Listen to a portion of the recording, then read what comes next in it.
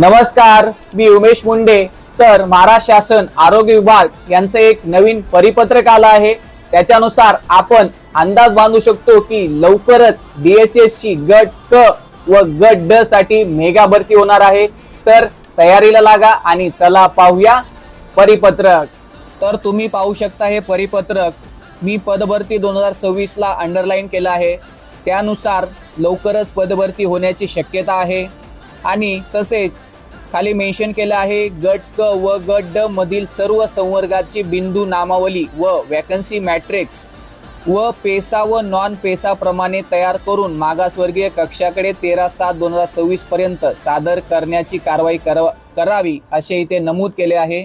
यानुसार आपण समजू शकतो किंवा अंदाज बांधू शकतो की लवकरच DHS ची भरती होणार आहे। तर तुम्ही तयारीला लागा आणि ही माहिती तुमचे मित्र नातेवाईक यांना शेअर करा आणि हा परिपत्रक तुम्हाला हवा असेल तर कमेंटमध्ये DM करा।